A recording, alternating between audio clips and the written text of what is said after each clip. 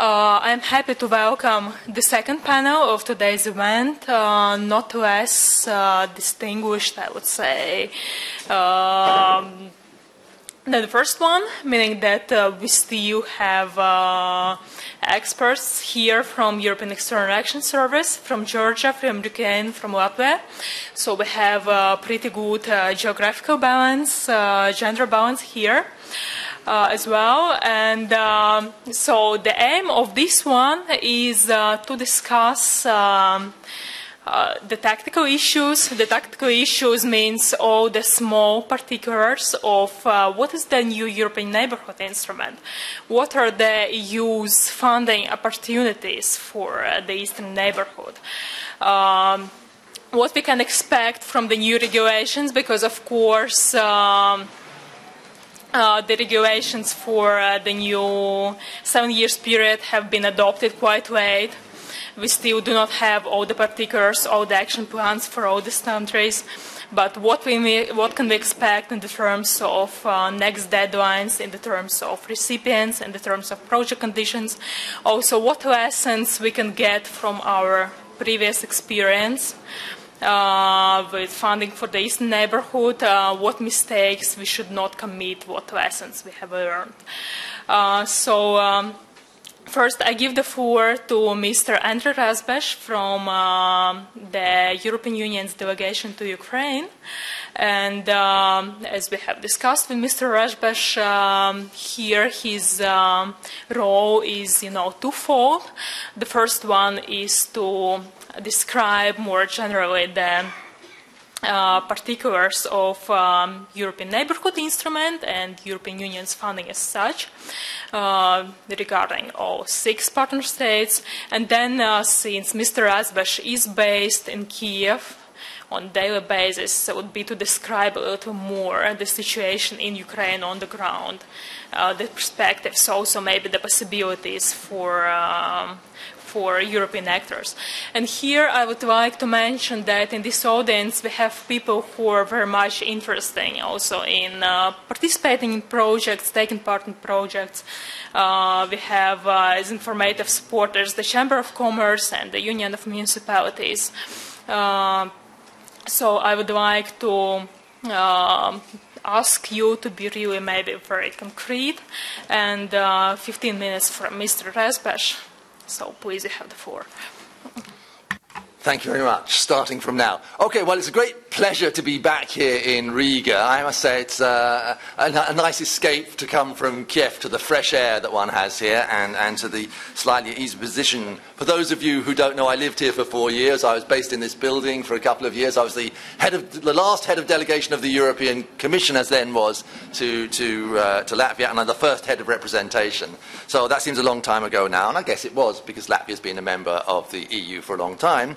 Anyway, pleasure to be back here on behalf of, I have to say, the DevCo, the Development Cooperation part of the European Commission, not the External Action Service, which I think it says on the screen there. That is another institution.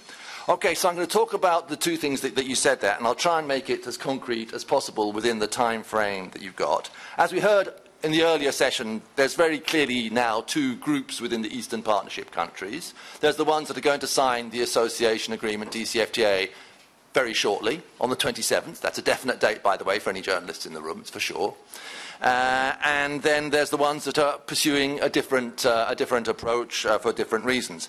And you'll excuse me if I focus my remarks mostly on the first group, the ones that are in the context of the association agreement, the DCFTA. I think we should say, first of all, when it comes to the sort of financial instruments that the European Union has to support these countries, there's 2 types of financial instruments. There's the ones that were developed for development assistance, for the third world, for developing countries, and there's the other sort of instruments that were developed in the context of enlargement. So we have 2 types of financial instruments, 2 sets of financial instruments, none of which really applies, certainly doesn't apply directly to the neighbourhood countries, and certainly they don't apply to Ukraine in a very easy way. We've got a system here of square pegs and round holes, and as you may know, if you try to hammer a square peg into a round hole, it doesn't fit that easily and that well. Okay, so what are the types of instruments, to dig down into a little bit more detail? The development type instruments, the first and perhaps biggest one that we use throughout the region in terms of money at any rate is the sectoral budget support instruments. Budget support is where we say we will give to the government in the country a bunch of money if they achieve certain objectives, certain indicators in the coming years. And the most common ones that we've used in Eastern and Central Europe, in the neighbourhood countries, have been sectoral budget support. So it's focused on a particular sector. There is a strategy, a policy strategy for developing a particular sector over a period of maybe 5 years. And there are certain indicators attached to that strategy. And if those indicators are achieved, we hand over a bunch of money as income directly to the government. That's where most of the money, the majority of the money, the bulk of the money goes. There are other instruments that we use from the development world. There's what you might call classic technical assistance. This is consultants. This is commercial consultants providing their expertise. Then we have grants. We give grants in two types of grants, really. Grants to NGOs and grants to municipalities or to lower levels of government to carry out specific actions. So we have the technical assistance and the grants. There's a limited amount of work that we do also in provision of supplies and works, but certainly I have to say in the case of Ukraine, at any rate, there's one works contract that we've done, and it's a nightmare, and my policy since I've been there is absolutely to resist any works contracts. We shouldn't be doing them, because Ukraine, there is so much corruption, it's so endemic. If you get involved in works contracts, you can't get away from that. And we have massive reputational and financial risk as a result. And as I'm the one that's financially responsible, I don't want to go there. But, okay, that's maybe a slightly personal view. So those are the range of development instruments. And maybe they work well in developing countries. Perhaps they've worked well in some of the other countries in the region. But they haven't worked very well in Ukraine, and perhaps I should just focus in particularly on the sectoral budget support instrument, because that's where most of the money has gone, and that's where, in a way, we had our highest hopes over the last few years. And I think the reasons that the experience in Ukraine has been very mixed is twofold.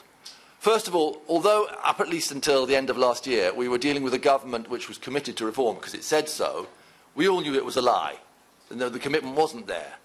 And that they were, what we said was not what really happened. I'm sorry I shouldn't say this in front of a representative of the government maybe, but I think that the new government has been very clear about this as well, and we hope that this time, that with the new government in place, that condition won't be there. But this meant that the commitment to the policy strategies for reform, we kept on allocating money on the basis that we believed that there was a government commitment to reform policies in different sectors, in the energy sector, in the environment sector, or whatever it might have been. The worst one was the public administration reform, where we had a major problem, but okay, maybe I'll come back to that later. And so the lack of real commitment, real ownership of the policy, of the reform strategy was the first major problem. And the second major problem in terms of using the budget support instrument was that the amount of money we had available for Ukraine was about 0.1% of GNP each year, or about 0.3% of government revenue. Well, this is not going to change anything very much as in terms of weight of money. You're not going to change government policy with the weight of money. All you can do is support the policy that the government is really committed to. And in the sort of polity that was prevalent under the previous president, under the previous regime, the genuine policy that was there, what was really committed to was a sort of oligarchic system that's been well described and is well known, and was you know, something we didn't really want to be helping because it was going the wrong way. Okay, that's the development instruments. Then you have the instruments which we put in place for enlargement. And there's two types here. There's the twinning and TAIEX, which is getting the expertise from member state administrations into the administrations of the acceding candidate countries, and not just getting individual experts, but creating relationships between institutions, creating relationships between ministries. I think you always have to remember that the way the EU works is that every member state has to rely on the administrations of other member states to ensure that things work properly, the economy works properly, society works properly.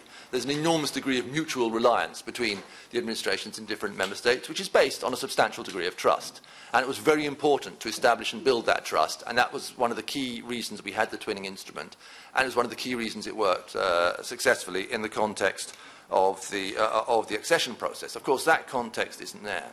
And you have to look at it also from the point of view of the receiving country. It's quite a big thing to accept a twinning project, Because this means you're going to accept that somebody from another public administration comes and sits in your ministry and has full access to all of the strategic levels of decision-making in the ministry and can see what's really going on.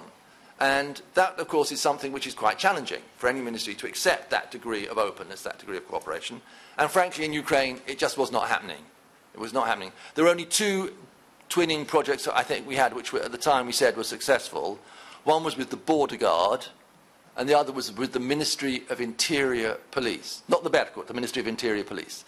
Now, of course, afterwards, we had to be very careful about saying these were successful projects because these became quite controversial in the following time in the way that they acted. But those were, of course, bodies which were far removed from the sort of the issues of corruption and flow of money and so on, which was very much the case in many of the other areas where we might have wanted to work. So if you take the other institution that's very much involved with border management, that's the customs institution. The customs kept us a million miles away. They didn't want us to know anything of what was going on in the customs administration. We had no chance of doing any sort of serious twinning or even technical assistance operation there. They would see too much, they would know too much. Well, it wasn't desirable. So the twinning instrument is one that wasn't very effective. And the other sort of instrument that we have in the context of pre-accession, these are really the preparation for structural funds. This is where we work with the countries to put in place the structures that will be needed to implement structural funds upon accession, and we give a significant chunk of funding to test out those structures in the preceding years. This we do with the pre-accession instrument, but that's done on a fully decentralized basis, which is a much more advanced basis than we have in any of the Eastern Partnership countries, where we give the money essentially to the country and say, the receiving country must implement the funding according to our rules, our procedures, and essentially to our satisfaction. Otherwise, we ask for the money back. And we don't have that instrument available in the Eastern Partnership, and frankly, I don't see it coming anytime soon. That really is an instrument which is designed for the 3, 4, 5 years running up to the moment of accession. So it's very much part of the pre-accession context. Okay, so those are the two sets of financial instruments that we have. Let me bring it back to what we're doing in Ukraine a little bit now. We've talked about it a lot already today. People read about it in their newspapers every day. I think one could say that Ukraine is facing 4 simultaneous, very difficult challenges or sets of challenges. There's the security challenge. There's fighting going on. You could almost say there's a war going on in the Donbass. Hundreds of people have been killed. Hundreds of people have been displaced. Maybe thousands of people have been displaced. So there's a major security challenge. There's a major challenge of macroeconomic stability. Ukraine basically ran out of money towards the end of last year. They got an emergency loan from Mr. Putin, but that disappeared into the bank of Yanukovych. And so they were desperate, and they managed to negotiate a loan with the IMF on quite tough conditions, but the new government was willing to take very courageous, politically courageous decisions in order to do so. And now we're getting to the phase of, well, there were quite a lot of prior conditions, so some of those have not just been commitments, they've actually been implemented already. But there will be a major challenges in implementing the macro stability conditions. The third set of challenges is, let's say, to do with the legitimacy. We've had the elections now of the president, so that was a major step forward in showing the legitimacy of the authorities in Ukraine. And it's no coincidence that following that we are going to be signing the association agreement very shortly, the full association agreement, let's say, very shortly. And then the fourth challenge is reform. And when it comes to looking at external assistance, donor assistance, of course, a lot of these areas overlap. There's many overlapping areas there. And there's many responses which also overlap in there.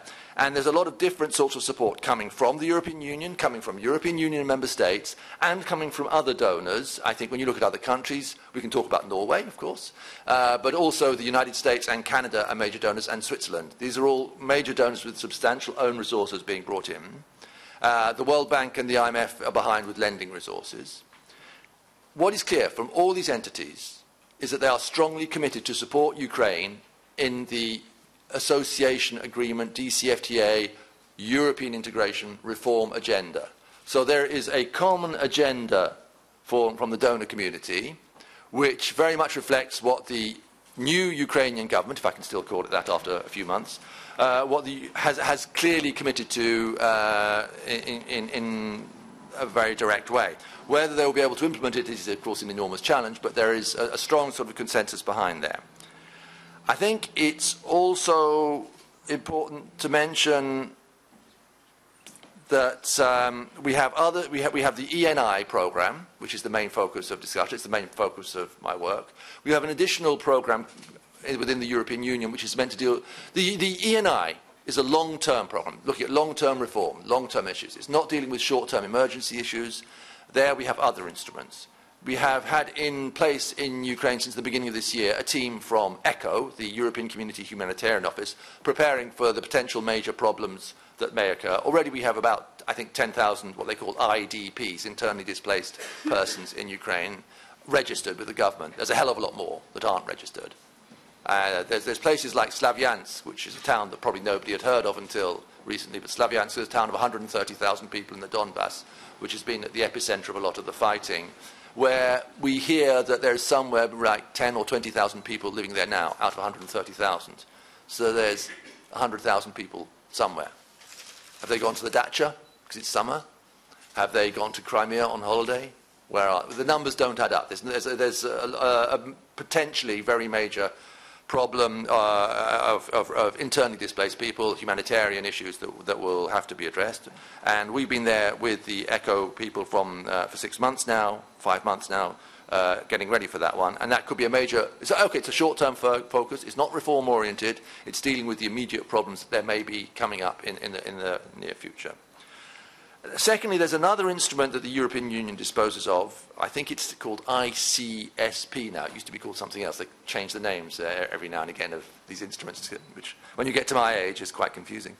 And this is to do more with sort of the short to medium-term issues of politically sensitive areas. So we use this, for example, to support in the election process, to support exit polls, to support the observers going to see the elections. This sort of action, we did that, and there's been a commitment, I think it's of 10 million euros now from that programme for actions which will take place over the next year or so.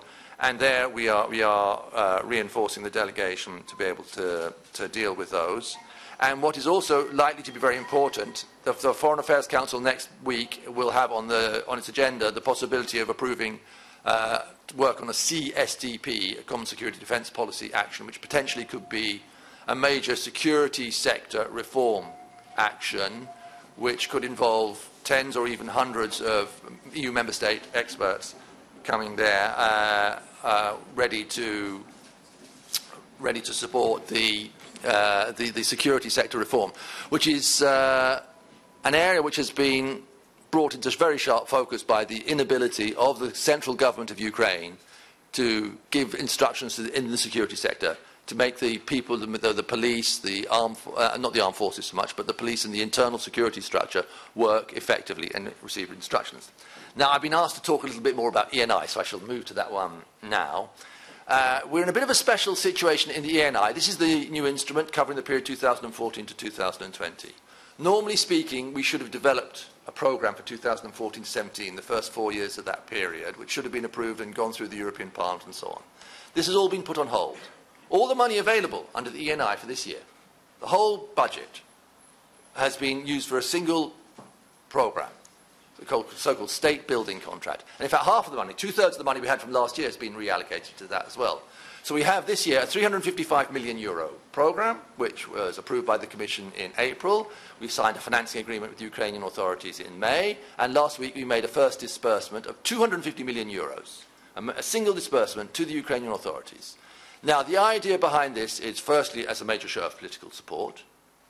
Secondly, to try and support the reform orientation of the Ukrainian authorities. And this is now funding that has been paid out. So basically, that's it for this year, folks. We don't have any more funds to commit. There's a small 10 million budget we've got for civil society. But that doesn't mean that I can pack up my office and go home for a year, because we have, in the way the ENI works, and its predecessor, the ENPI, works, is you have these long-term, medium to long-term projects. So we've got a whole bunch of funding that was committed in previous years that we're busy implementing right now. And I guess that's what you want me to talk about, right? The ongoing projects, yes, okay. And the bulk of the money is in sector budget support programs in the areas that I mentioned earlier. And there, until now, unfortunately, we've had a rather mixed experience, as I said. We look at, when you have the program, you have the indicators that have to be achieved. You have two types of payments. You have a fixed tranche, which says you just pay the money anyway, and a variable tranche, which says we see how the country has performed against the indicators. And normally you hope to get pretty close to achieving all the indicators. I mean, you have a 5-year program in a sector, you want to achieve your strategy. Well, in Ukraine, we were getting about 60%, and that's come down to about 50% achievement now. So we're looking at around about 50% achievement of the indicators there. That could be due to bad programming, that could be because of the very difficult situation the country's facing, or it could be because the sort of strategic documents on which we based the original programs were not well founded. And of course, as you can guess, I think that's the main one there. Now, in addition, we have a certain number of grant programs going on. These are focused in two directions. One is on civil society, NGOs, and a big chunk of that is to try and reinforce the capacity of the civil society, of NGOs, of think tanks, to monitor and hold accountable the authorities, both by participating directly in the sort of actions that we do, but also by having their own capacity. And in Ukraine at the moment, there is a very high profile for civil society. They've come up with this package called the reanimation package, which is by far the best thought through and most structured response to the problems that Ukraine is facing at the moment in terms of a strategy for how to get from where we are now to where we might like to be in 3-4 years' time. And so we are very much trying to support the work of those people, because we feel that there's a very strong need to support accountability, to support this sort of monitoring approach that is done there. In addition, we give grants to municipalities, and this is done in two ways. One of the ways, which actually I didn't mention till now, because I'm probably running out of time, is that a lot of the support that we give as EU is given through international organisations. The UN family, the Institute of Migration, the Council of Europe, and so on. And there's always a little bit of a tension, because we say, okay, we have a strategy in Ukraine, in the Eastern Partnership, and we want you, the international organisation, to implement our strategy. And then the international organisation says, we have a strategy in these countries, and we want you to finance our strategy. And so there's a little bit of a tension there, which comes out. The symptom of that tension is the argument over visibility. When there is a project which we financed, but let's say UNDP has implemented, who has the flag on top and who has the flag underneath? And, you know, these sorts of discussions. I have to go to Odessa on Friday because we have a fight with the people in the UNHCR. It is there about a project to make sure they put the flags in the right place. So, yeah, you know, I used to be an ambassador. Hey? I worry about these things. But to be serious, a lot of what we do with the international organisations is very serious, very useful, very important actions. And indeed, the UNDP have a very useful action, which they call the community-based approach, which I always like to cite as an example of an extremely successful pilot action that's been repeated 2 or 3 times in Ukraine. The trouble is the Ukrainian authorities haven't picked up on it and used it. So at a certain moment, with pilot actions, however good I may think they are, if the Ukrainian authorities don't think they're any good, well, then we have to draw some lessons at a certain moment. But we keep on trying. What community-based approach does is basically you get together with the people from a locality and you say to them, what are your priorities for public expenditure in your region? What are your priorities for development? And then you go to the local authority, the official local authority, and you say, well, this is what we're hearing. Are you ready to put in 50%? Because we'll put in the other 50%. And we will therefore be following an agenda which is coming from the bottom up and not through the sort of centralised, and Ukraine has a highly centralised administration, from the top down. And I think UNDP has actually done an excellent job on doing that over the last 2 or 3 years, and I hope they will pick up on that. And the other area of grants that we give is where we give for bigger municipalities. We give grants directly. We're in the process now of negotiating the first sets of grants. It is quite difficult. Of course, we insist on EU standards of contracting, which are quite bureaucratic, as many of you will know. We do it in English language, which is quite challenging for many of the municipalities in Ukraine that don't have so much foreign language capacity. But perhaps the biggest challenge is that we insist on co-financing, and they have very tight budgets. And even when they finally get a grant from us, we send them the grant, but they don't actually get the money themselves. The money goes to the central budget of the country. It's held by the Treasury. The Treasury's been very short of money the last few months, and the Treasury doesn't care necessarily that there is a grant which has been signed with the EU where the money is supposed to go there. If the miners need paying, or whatever it might be, the pensions need to be paid, that's the first call on the cash that's in the Treasury. So we have had some major challenges in implementing those. Project calls? Well, maybe I can... Okay, I think you've heard enough from me. Thank you very much. Thank you, Mr. Rasbash. In here, just a very short follow-up question. Capitalizing your Latvian experience and capitalizing on your European experience and capitalizing your experience in the Eastern neighborhood. Where do you see the possibilities for Latvians sitting in this audience, watching us on the web stream, to chip in cooperating with Ukraine, in cooperating with other Eastern Partnership countries? Okay, in Ukraine they have a very special situation right now, but we still have the other 5, and possibly in the future, at what time, what we could be doing, where we could be establishing common projects, common consortiums. Well, look, let's hope all things go well, and that Ukraine really launch itself on the reform path. I think the colleagues from Georgia are well in advance and show what can be done there, so Ukraine can follow dealing with corruption and so on. And that will then open up the possibility, for example, for the twinning instrument. When it comes to the twinning instrument, it's absolutely clear that people from the Latvian administration, at least people of a certain age who have the experience of the former Soviet Union, have a much better and more immediate understanding of the sort of challenges that the Ukrainian administration and people within the Ukrainian administration will be facing. So I think there is an absolutely natural advantage for the 3 Baltic states when it comes to those sorts of twinning operations. Until now, they've tended to do that in association with bigger, older member states. I would like it if more and more it were possible that the Baltic states could take the lead, and also Poland and the other countries. But here, I would say, you asked me the question about Latvia, and I would say that the Baltic states and Latvia have a particular advantage there. And of course, a very strong knowledge of the Russian language, even though it's not the official language of Ukraine, and it's not the official language of Latvia. The very strong knowledge is clearly a practical help to be able to do that successfully. And I think this goes from the central government twinning. I think there must be a lot of cooperation possibilities at the level of municipalities, but we don't really have instruments that are very much focused directly on this sort of twinning between municipalities. But I think it's an area that maybe could be explored. Thank you.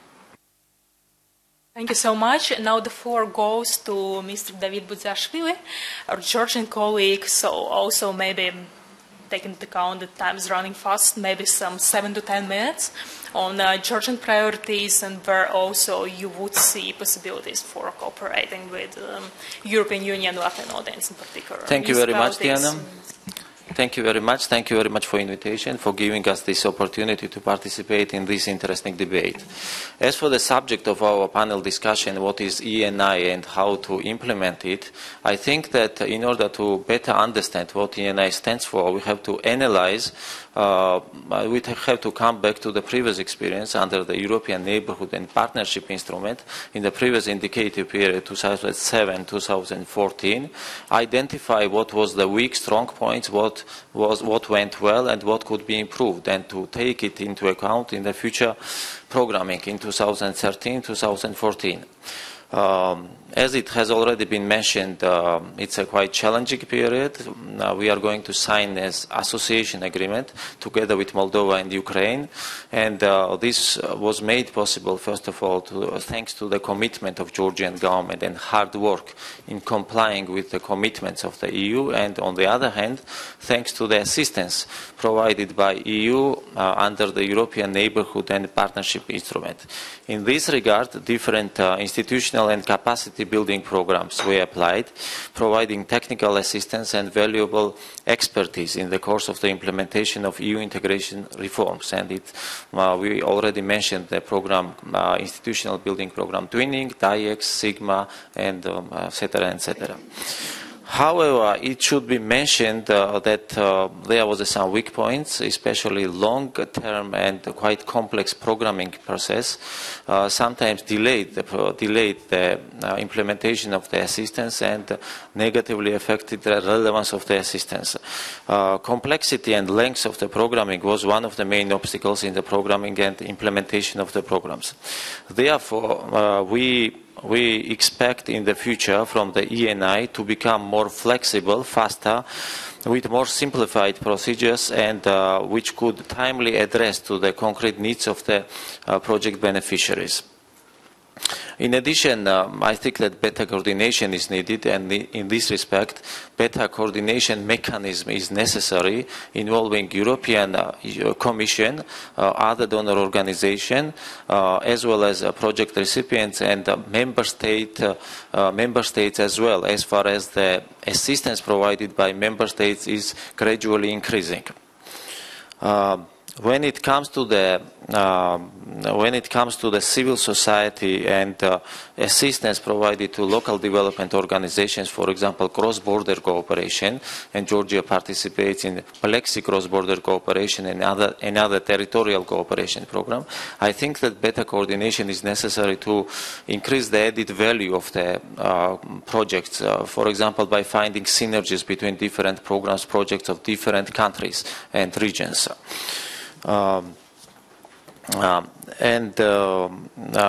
In addition, I think that application of differentiation is very important, and countries have to be granted according to based on their performance shown in the implementation of reforms. And in that respect, more for more approach is very useful tool, and we think that and we expect this to be applied in the future programming as well.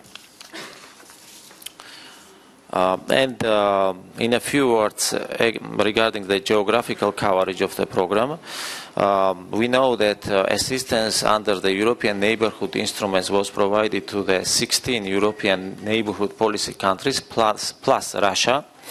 And sometimes it created difficulties for smaller countries because Russia, considering its huge sizes, were exhausting most of the assistance, especially when it came to the programs where the distribution of the funds were based on the competition basis, on the call for proposals.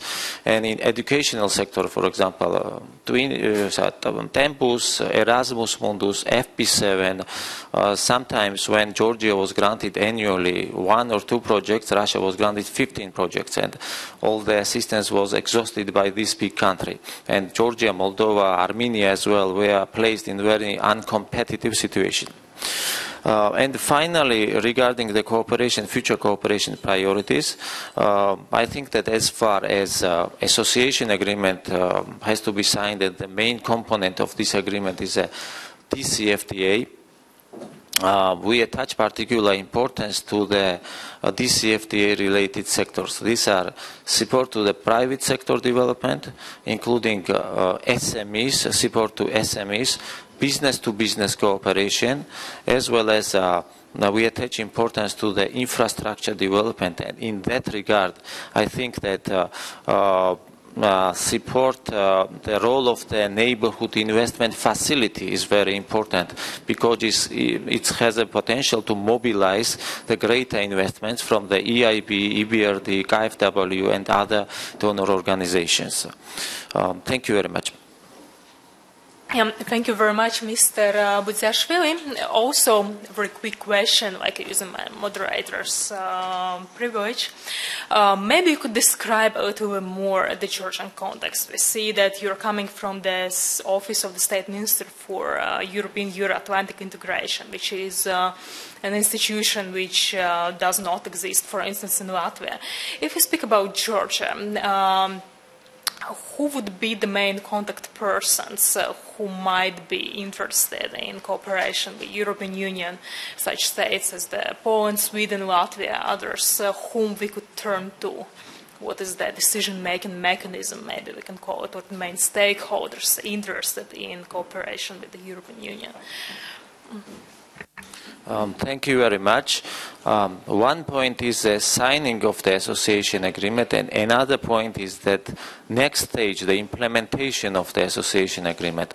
Therefore, in the course of the implementation, the sectors which will be affected, actually, and these are DCFTA-related sectors mainly, these agencies, Ministry of Economy, Ministry of Aviation Service, Maritime Service, are all related sectors. As for the, I have already mentioned, the private sector, and SMEs could be the main beneficiaries of such assistance. And plus, I have not mentioned the NGO sector. NGO sector plays very important role in this process, and NGOs have to be treated adequately. So NGOs who are involved in supporting business, Chamber of Commerce as well, etc., etc. Thank you. Thank you, Mr. Bujiashvili. And then the floor goes to the Ukrainian colleague, Ms. Anna Dmytrenko. We had just heard one insight on what is happening with Ukraine. Of course, your special case, but also your very important case, lots of interest also on the Latvian side. So maybe, again, 7 to 10 minutes, and what do you see, where are the possibilities for common projects between the EU and Ukraine? Maybe what are the lessons learned from the previous planning period? Where do you see the greatest potential for cooperation? What time it could start? Thank you, Diāna. Good afternoon to everybody at this seminar. I'm the representative of the Ministry of Economic Development and Trade of Ukraine, which is responsible for the coordination of EU assistance in our country. I present my compliments to everybody and would like to thank you for your attention focused on the Ukrainian situation, and express my personal gratitude for the fruitful cooperation with the European Union and all countries in the sphere of assistance.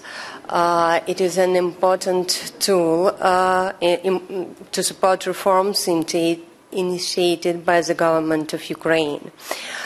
I want to talk about today and future cooperation with you. Today's EU assistance, which granted Ukraine within the ENPI, is given through national component, East Regional and Interregional programs, cross-border cooperation program. Ukraine is also covered by the Instrument of Nuclear Safety Cooperation, and in addition, EU assistance can be involved within the Development Cooperation Instrument and the European Instrument for Democracy and Human Rights. Talking about the preparation and implementation of the program and projects, I can say that Ukrainian side is fully involved in the process of identification, the list of priorities, within the national component. For that moment, we are looking forward for continuation of our work upon the preparation of the new programming period of EU external assistance and signing the Memorandum of Understanding between the European Commission and the government of Ukraine regarding the National Indicative Program for Ukraine 2014-2020 under the European Neighbourhood Instrument, ENI. Sector budget support as an instrument is also given within national component and discussed within national component. In the context of implementation of association agreement, we work with the Delegation of European Union as well as with now, for today, with other donors on the planning and coordinating assistance needed for Ukrainian side for fulfillment of Ukrainian commitments within this agreement. For the time being, we actively take part with other partner countries in preparation of the ENI cross-border cooperation programs for the next financial period.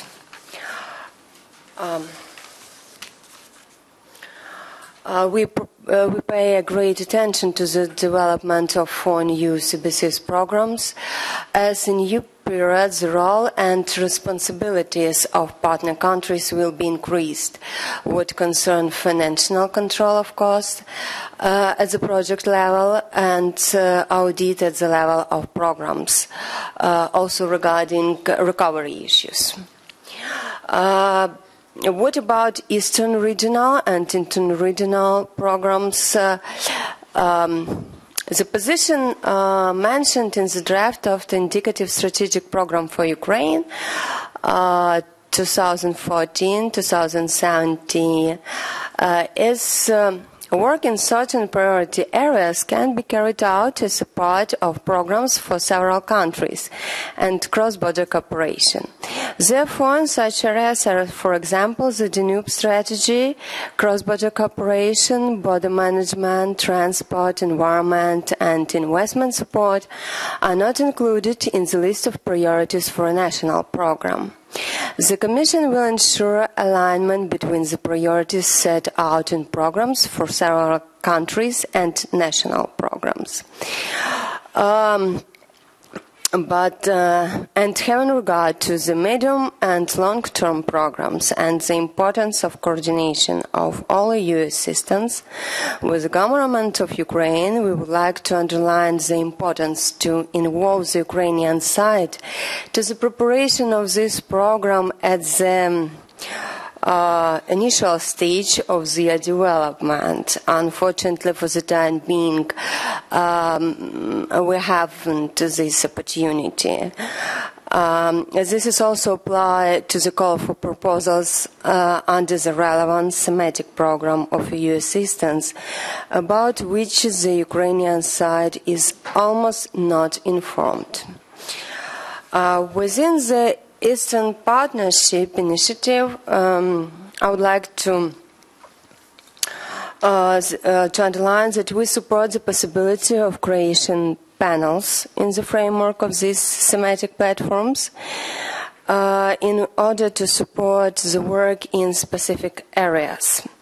But we feel the lack of coordination between the activities within Eastern Partnership Initiative and its possible financing instrument. Unfortunately, our ministry as a coordinator doesn't have enough information about all the necessary legal and technical preconditions of the preparation of the project, as well as we do not know about the project selection criteria within the panels. In the pause, I've talked about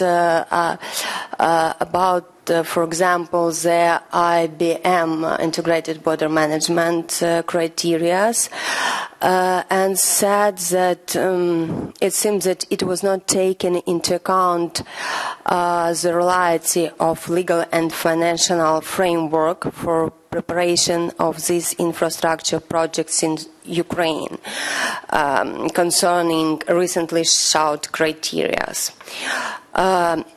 Consequently, the new project proposals cannot be endorsed by European Commission due to the fact that we cannot guarantee the co-financing without feasibility study and technical documentation.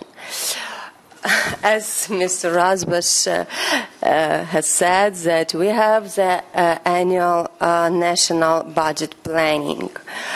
In order to have the project co-financing, we need first envisage the amount for feasibility study and technical documentation. But without European Commission confirmation, Ministry of Finance is not eager to spend money, especially now when we have lack of money for project documentation. And of course, there is no insurance that it will be financed by European Union. As to my mind, we do think that it will be good to return to the practice with the development of feasibility study within grant project for cross-border cooperation programs. Concerning building the access routes to border crossing points as a criteria for approval of projects is a very necessary one, but it is almost the same amount as the assistance for the project itself. This is very important because of significance of EU assistance for Ukraine, especially now, as I said, in terms of the upcoming conclusions of the EU-Ukraine Association Agreement, including the establishment of a deep and comprehensive free trade area, EU intention to liberalize the visa regime with Ukraine, accession to the energy community, and Ukrainians' commitment to implement comprehensive internal reforms at our country.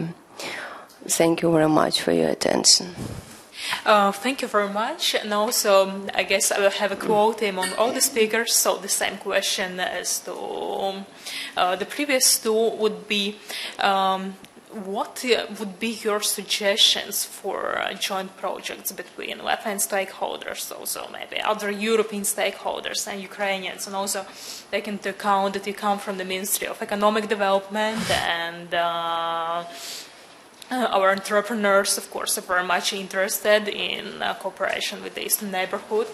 Maybe we could speak a little bit more about this economic part of the bargain, let us say, and maybe can touch on where you would see greatest necessity and possibilities for European engagement in Ukraine's economy. Thank you for this question. Personally, I approved the one country projects. It's really, I've started to work with Stasis projects, and it was a very big number of good projects within this program. But of course, we have our country is developing, and we have deeper relations with our neighbor countries, and I think that not only bilateral, that also I can say many countries involved project will be fruitful cooperation, and will have a big impact at our country if we have enough willingness and our governmental bodies have enough willingness to do really and fully engaged doing within this project. Thank you very much. And the last speaker for today's panel is Ms. Lolita from the Latvian Ministry of Foreign Affairs.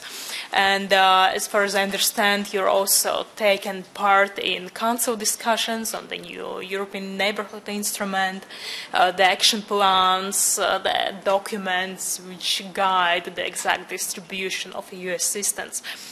So maybe I can ask you to touch also a little bit more on these discussions in the Council, and also on Latvia's priorities, Latvia's experience, also Latvia's further plan as the presidency, where you see these possibilities for cooperation. Okay, thank you, Diāna. In fact, it is rather difficult to speak as the last panelist, because much has been already said about the European Neighbourhood Instrument, including during the first panel. But I will try to look at from the perspective of Latvian.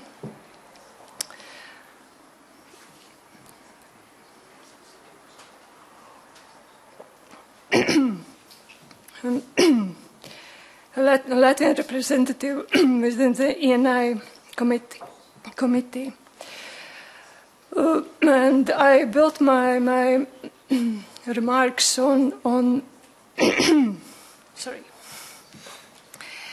on the on the criticism which was which has been developed over the years regarding the European capacity to finance its foreign policy objectives. And the European Neighbourhood Instrument was not the exception. The EU support was criticized for the lengthy decision-making, complicated procedures, and so on, so on. Looking from Latvian perspective, I would say that I would not be so criticist, because I think that simply the European Neighbourhood Instrument had to face many developments in the region, and it had to respond to the developments in the neighbourhood region, which were really many and very challenging. The first one, the previous instrument, the ENPI, was established in 2007. Look, since 2007 we have had the creation of Eastern Partnership.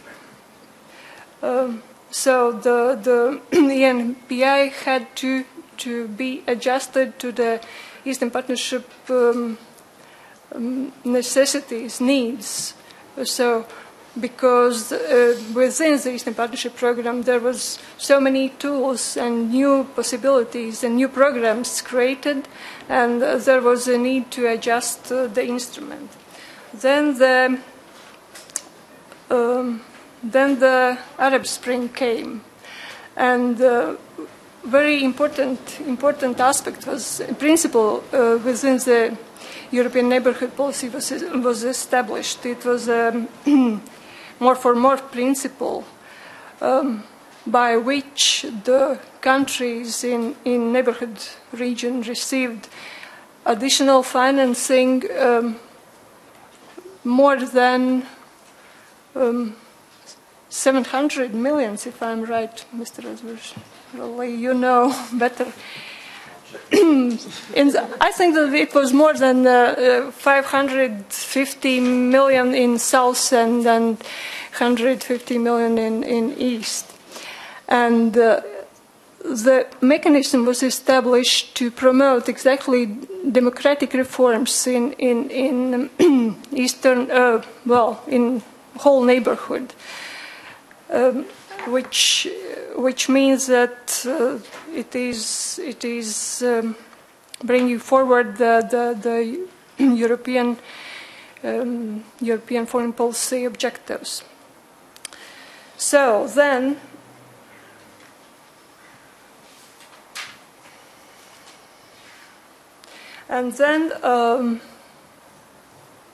the crisis. We all know that the crisis in Ukraine started, but beforehand we created the new instrument, which is the successor of the ENPI, and which is the let's say, which is even more focused with comparison to the previous one, and also the fact that was mentioned before during the first panel that the EU managed to increase the overall financing for the ENI, for the European neighborhood, for more than 5 billion, and it is also a very important fact. So that I think that taking all these factors into account, I think that the European Neighbourhood Instrument has been even more effective and more flexible that it was said about this instrument. So looking for Latvian perspective and thinking about the importance of this instrument, I would say that Latvia being a small country and relatively young member of the EU, we can use the ENI instrument as an opportunity to actively participate in EU policy making, which is very important. The instrument covers the main priority of our foreign policy, the Eastern Partnership region, and it is the very important point. So then, in our side, the ENI can be used as leverage for our own aid of development financing, because we started our aid of development in 2005, and not having reached enough experience, we had a crisis during which our aid of development dropped down almost to zero level. So we are using all these possibilities, opportunities of aid of joint programming, of participation in joint programs with other countries, and also within the ENI instrument. And finally,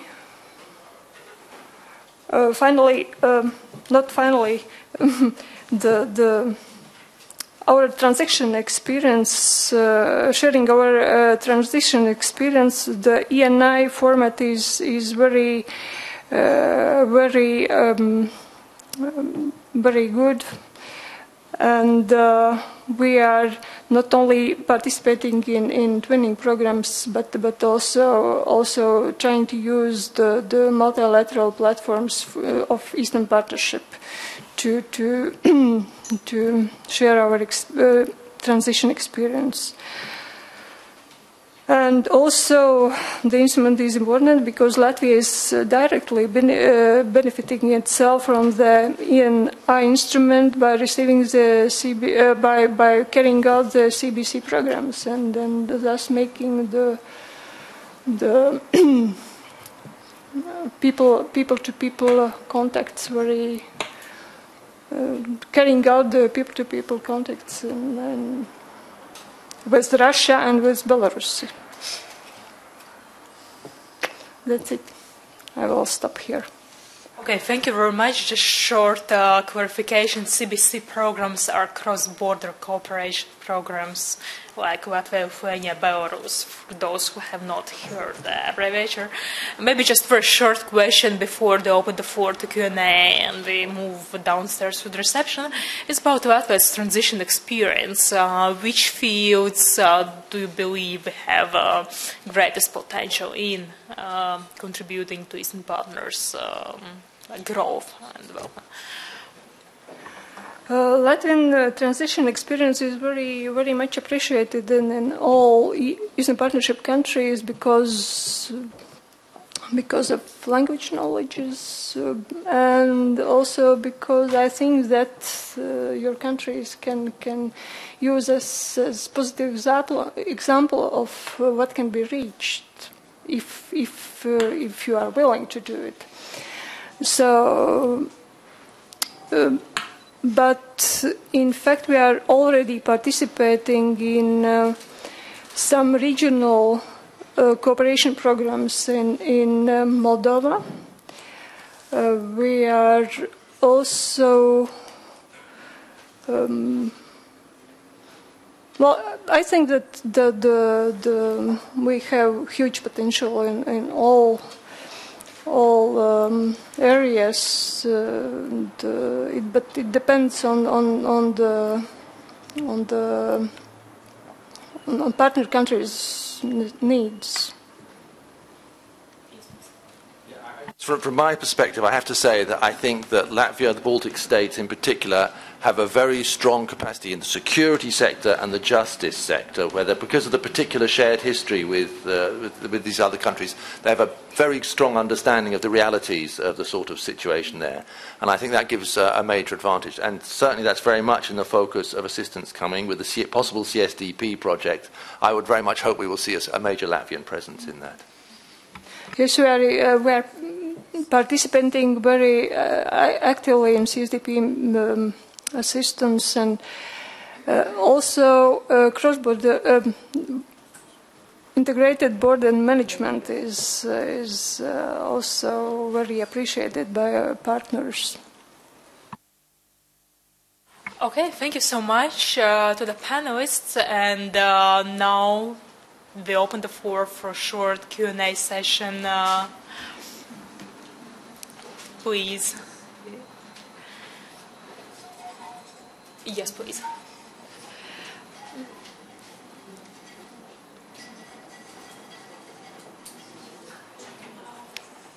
Just hold the button.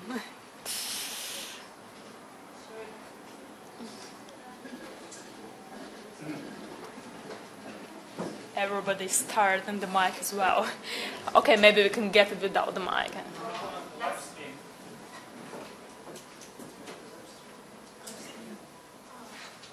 Well, everyone will hear the answer, so. Okay. So I have two questions. I'm Nora from Center for Security and Strategic Research from National Defense Academy. But my questions are more related from my academic part. I'm also a PhD candidate at the University of Latvia, and I'm writing a dissertation, and one of my case studies is also on bilateral development cooperation, Latvia's contribution in this policy. So I have two questions. One is for Ms. Lenkeviča. I know that the topic is about Eastern Neighbourhood Instrument and how effective it is, but still Mr. Rasbash raised the question about the Ukraine state building, and also the element of cooperation all the time was here in the room. So I have the question regarding if I analyze in which directions Latvia has contributed in this bilateral development cooperation, then it's basically Moldova, Afghanistan, Georgia. Within these years, okay, there were crises, there was a gap, there was nothing, but now it's renewing this instrument. So I was wondering, considering the crisis in Ukraine, are there any initiatives within the Ministry of Foreign Affairs that our experts are going to be sent also in Ukraine, some certain topics, and the policy should be also directed in this country? So that is the question one. And for Mr. Rasbash, it was a really great presentation of yours, very interesting. I love British. It's always marvelous to hear you.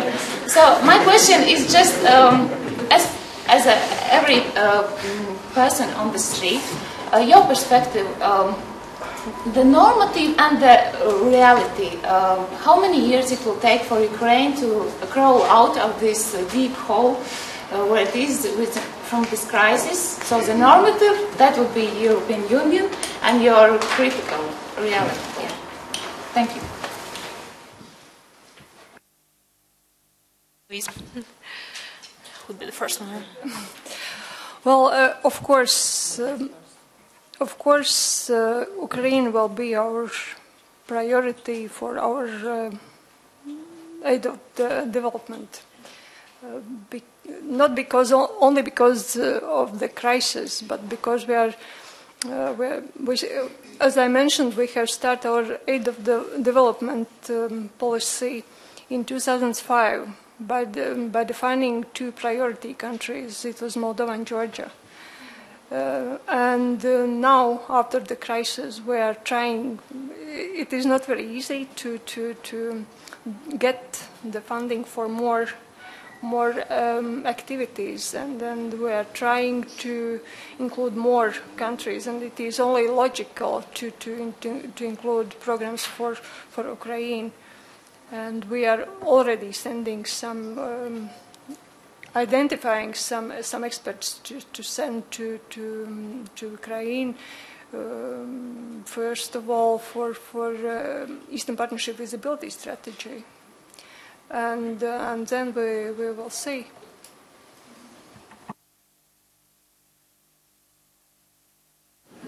Yeah, thank you. Well, a quick comment on that first. I mean, there is no shortage of technical assistance funding for Ukraine. There's no shortage of people coming around offering technical assistance to Ukraine.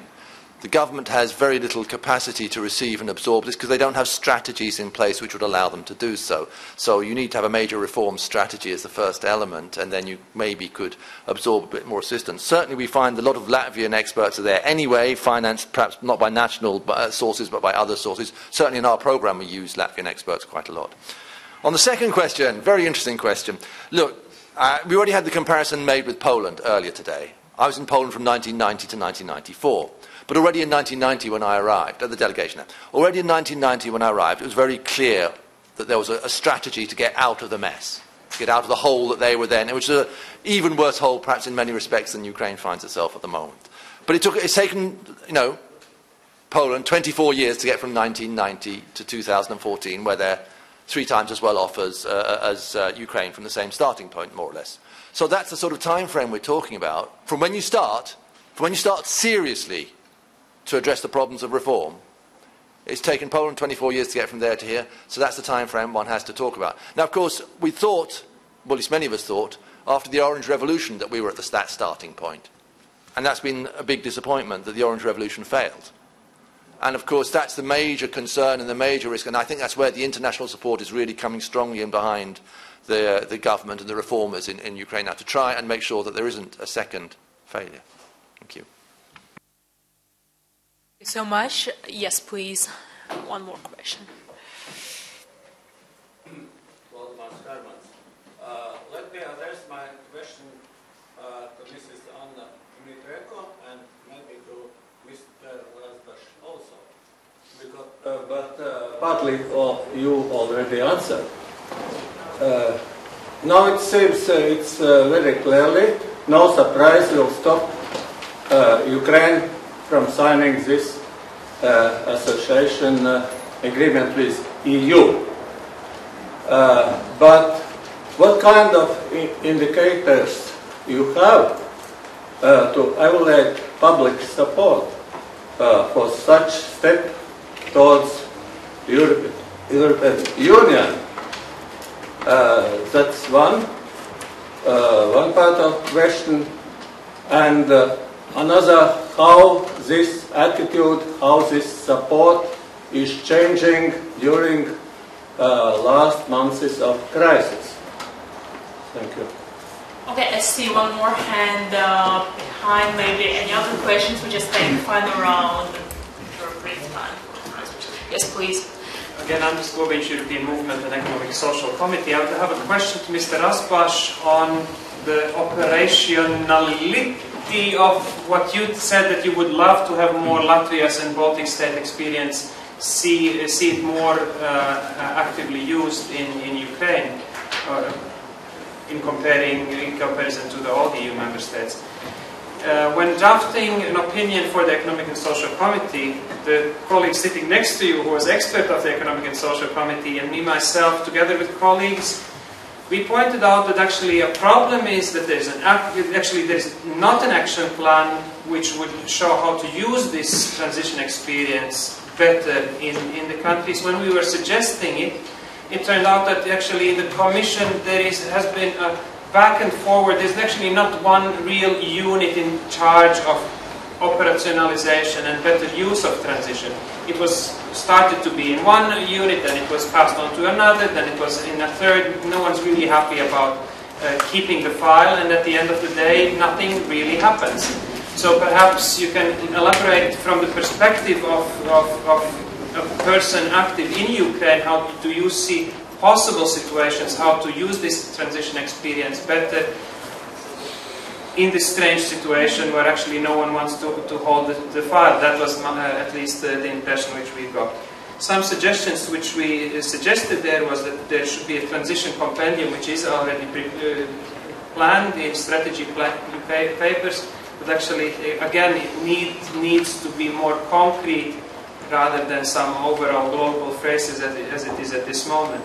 Second thing which was suggested is that there should be something like as well an NGO trioing or shadowing program, or a little bit more focus on getting Ukrainian NGOs linked to European NGOs, special budget line just for the membership fees, for example, in EU networks, or possibility of women's organization in Ukraine participate in women's lobby events in Brussels, meeting the other colleagues from Latvia, Estonia, Belgium, France, wherever, meeting there, giving first-hand information, exchanging, designing joint projects.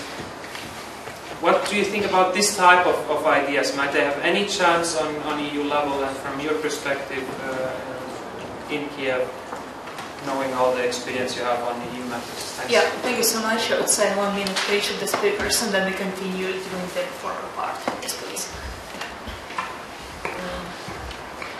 To my part of the question,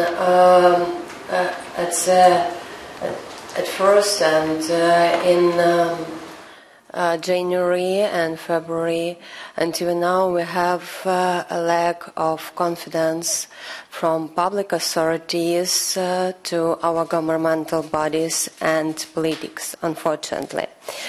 And the good thing is that for the time being we have a huge numbers of NGOs which want to work with governmental bodies, to cooperate, to give advices, and to look through all our judiciary initiatives. So I think that with help of EU, by the way, and the big projects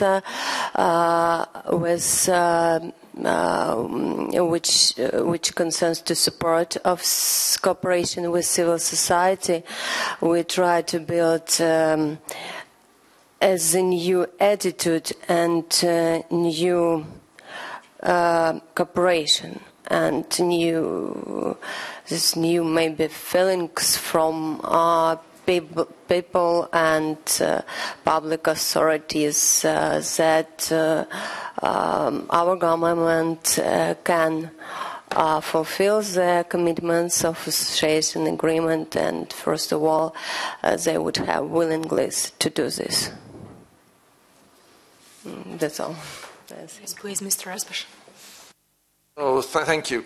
I think that one of the key requirements for sort of successful implementation is that there is a broad consensus across all political, or nearly all political forces in favour of a long-term process of European integration, so that when you have an election and you get a new government or whatever, you don't change the fundamental policy. Now, of course, at a certain level we have had that consensus. If you listen to the last government, if you listen to Mr. Azarov from the Party of the Regions, they were claiming to be in favour of European integration. You're laughing, Anna, but they were. I mean, and this was the official position. But we all know that it was not really a genuine position. So I think now we see that there's a government where it's much more convincing that there's a genuine position. But it's not enough that the current government and the current political coalition wants it. You need to get that broad consensus across that. And I think that was one of the key lessons learned from the countries like Latvia and the other countries. There was this very broad consensus. Maybe Malta was an exception, but that's for the specialists. So I think that needs to be there. And certainly there's been an incredibly, if you'd be living in Kiev, particularly I would say in November, December, and you saw people, all these EU flags suddenly appearing on the streets and people walking around with them, there was clearly a very strong feeling that the soft power that was referred to in the earlier interventions of the EU was immensely important. And that, of course, we've got into a very difficult situation now, but I think that feeling for the soft power is still quite widely there. On the particular questions that Andris Gobins raises, I mean, we are supporting NGOs. Certainly that's always been there, but it's become a much more clear and apparent part, partly financially, partly through involving them to a greater extent in our discussions with the government and in our own sort of opinion forming, in our own policy making. I would certainly not want to be in charge of a sort of travel budget for NGOs as acting as a travel agency and buying air tickets to go to and fro. I think here it's worth mentioning that there is quite a vibrant NGO sector here, And we have different donors who collaborate quite effectively. I think it's worth emphasizing the role the Swedish aid, SIDA, has here of sort of mentoring NGOs, bringing them up, working with them on a direct basis. And then we come in, we have a different approach. We basically finance projects that NGOs come with. Now, of course, part of the project is their running costs, but they have to be there, they have to be capable of managing first. So there's quite a good complementarity there, which I think is something which will continue with the money you're putting up for the next seven years. Yes, certainly we support NGOs, but in a way of supporting projects, that's our policy till now, and through involving them in the negotiation side of things. Thank you. Okay, thank you so much. Now the technical remark, before I thank the speakers, the next part is the reception.